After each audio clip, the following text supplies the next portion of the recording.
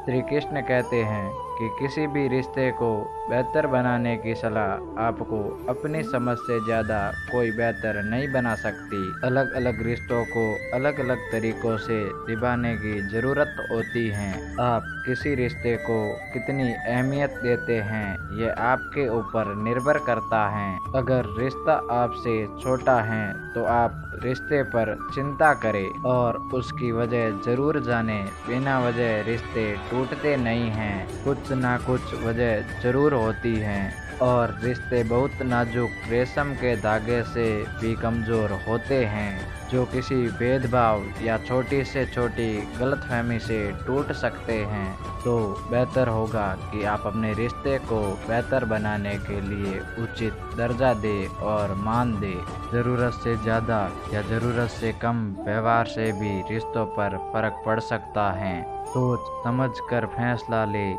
जब जब भी झगड़े की स्थिति आए तो आप अपने घर में नियम बना लीजिए कि जब तक एक व्यक्ति की बात ख़त्म नहीं होगी तो दूसरे व्यक्ति नहीं बोलेगा। एक दूसरे को समझने के लिए पूरा समय दीजिए। ज़्यादा समय अपनों को समझने में नहीं, दूसरों को समझने में दीजिए। निसंकोच अपनी प्रकृति और स्वभाव के बारे में बात कीजिए। नहीं तो कई लोगों को प्रकृति अर्थात नेचर से प्यार होता है, कई लोगों को भौतिक सुख में प्यार होता है। दोनों में तालमेल बैठाना बहुत मुश्किल काम है।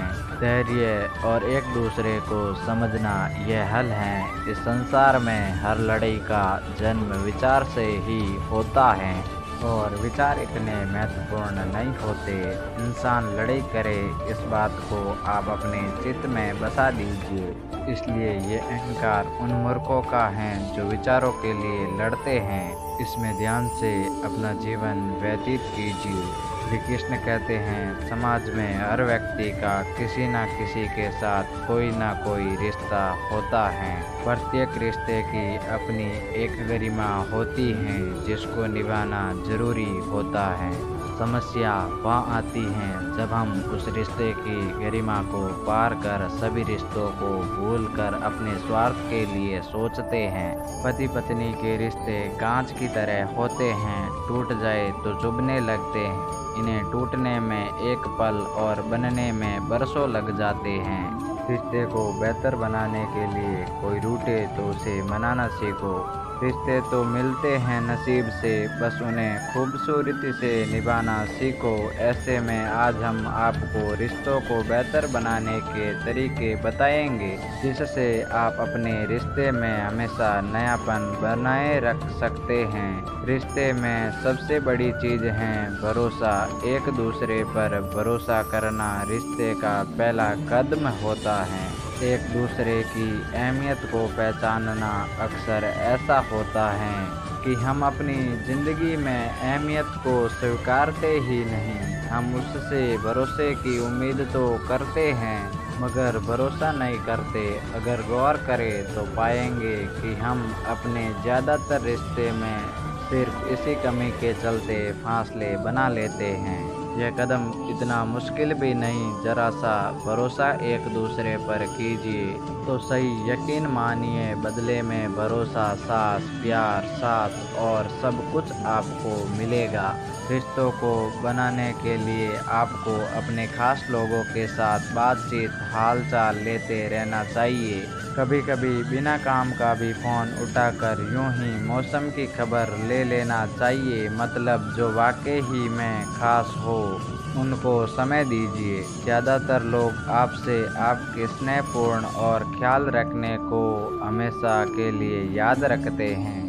इसलिए छोटे छोटे तरीक़ों से भी पूछते रहिए कि हाँ जी आप आज कैसे हैं। अक्सर लोग समय के साथ बदल जाने का आरोप लगाया करते हैं, इसलिए उनको अपनापन महसूस कराइए। गलतियां करना और उनका सबक सीखते रहना सबसे ज़रूरी है। सामने वाले के आत्मसम्मान को कभी ठेस ना पहुंचाकर आप उनको प्रेम और विश्वास दोनों हासिल करा सकते हैं। बाकी सबका अपना अपना तरीका होता है। हर रिश्ते की कदर कीजिए। रिश्ते अक्सर आपके व्यक्तिगत का आईना होता है, आपके सुख दुख के साथी हैं।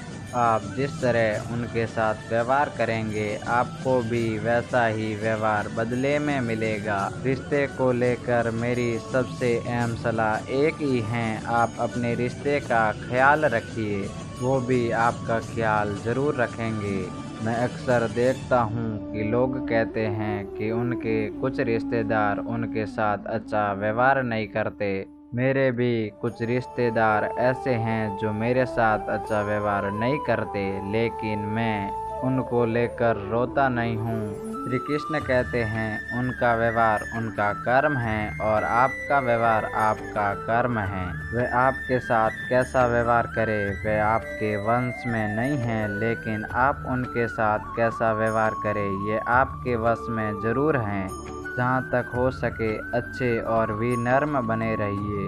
यदि बात आपके स्वाभिमान पर आती है तो हट जाइए, लेकिन दूसरों के साथ उनके स्तर पर मत जाइए। सबका हिसाब किताब लिखा जा रहा है, आपका भी और उनका भी। रिश्तों की अहमियत आपसी समझ और व्यवहार से जुड़ी है। विविधता स्वाभाविक लेकिन अशिष्ट होता या फिर बुरा बर्ताव आपका अपना कर्म है। रिश्ते उस अमृत की तरह हैं जिसे इंसान अपनी ज़िंदगी में सही तरीके से सजना सीखे, तो जब तक वह इस धरती पर बसे हैं वह कभी अकेले और उदास नहीं रह सकता। एक समय में दो भाई रहते थे, दोनों ही बड़े स्नेह के साथ रहते थे। कोई चीज़ लाते तो एक दूसरे के परिवार के लिए अवश्य लाते। छोटा भाई भी सदा बड़े भाई को आदर तथा सम्मान की दृष्टि से देखता। एक दिन किसी बात पर दोनों में कहासुनी हो गई, बात बढ़ गई और छोटे भाई ने बड़े भाई को अब सब कह दिए। वहीं से दोनों के रिश्ते में टकराव आ गई। पूरा एक साल बीत गया, लेकिन दोनों में से किसी ने भी एक दूसरे से बात करने की कोशिश नहीं की। जब छोटे भाई की बेटी का शादी का अवसर आया तो उसने सोचा कि बड़े तो बड़े होते हैं, मैं उन्हें ही मना लेता हूँ। उसने भाई से बीती बातों को लेकर क्षमा मांगी और घर का विवाह कार्य संभालने का निवेदन किया। लेकिन बड़ा भाई मन में बात लेकर बैठा था, इसलिए उसने विवाह में जाना मना कर दिया। इससे छोटा भाई भी दुखी हुआ, लेकिन उसने ठान लिया कि वह किसी भी तरह भाई को मना कर रहेगा। विवाह के काफ़ी दिन कम बचे थे, छोटे भाई के प्रयास जारी थे।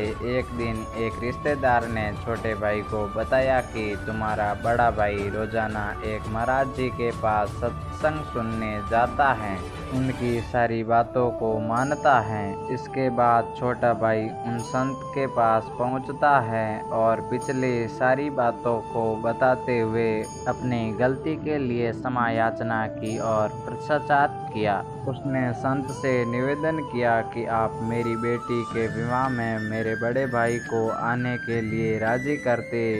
दूसरे दिन जब बड़ा भाई सत्संग में गया तो संत ने उससे पूछा, तुम्हारे छोटे भाई के यहाँ कन्या का विवाह है, तुम क्या कार्य संभाल रहे हो? उसने जवाब दिया कि मैं तो विवाह में सम्मिलित ही नहीं हो रहा हूँ। कुछ वर्ष पूर्व मेरे छोटे भाई ने मुझे ऐसे कड़वे वचन कहे थे जो आज मेरे हृदय में कांटे की तरह खटक रहे हैं। संत जी ने कहा, सत्संग के बाद मुझे मिलते जाना। सत्संग समाप्त होने के बाद बड़ा भाई संत के पास पहुंचा तो उन्होंने पूछा, मैंने बीते रविवार को जो प्रवचन दिया था उसमें क्या कहा था? काफ़ी देर सोचने के बाद हाथ जोड़कर बोला, माफ़ी चाहता हूँ, मुझे याद नहीं। संत ने कहा, देखो मेरी बताई हुई अच्छी बातें तो तुम्हें 8 दिन भी याद नहीं रही, और छोटे भाई के कड़वे बोल जो 1 वर्ष पहले कहे गए थे वे तुम्हें अभी तक हृदय में चुभ रहे हैं। जब तुम अच्छी बातों को याद नहीं रख सकते तो उन्हें अपने जीवन में कैसे उतारोगे? अगर जीवन नहीं सुधारा तब संगत में आने का क्या लाभ रहा? इसलिए यहाँ मत आया करो। यह सुनकर बड़े भाई की आंखें खुल गई। उसने आत्मचिंतन कर कर स्वीकार कर लिया कि वास्तव में हम सब कड़वे शब्दों को दिल में बसाकर गांठ बांध लेते हैं। जीवन भर उसे सोचकर अपने मन में दूसरों के प्रति नफरत बढ़ाते जाते, लेकिन बात करके उसे सुलझाने का प्रयास नहीं करते, क्योंकि हमारा अहंकार हम पर हावी होता है। इसके बाद बड़े भाई ने संत से भूल की क्षमा मांगी और अपने भाई को माफ़ कर दिया। इसलिए हमेशा सभी से स्नेह करते रहे और किसी भी समस्या को सुलझाने का प्रयास करें। दोस्तों, इस वीडियो में बस इतना ही। मिलते हैं अगले वीडियो में। अपना ख्याल रखें। जय श्री कृष्णा।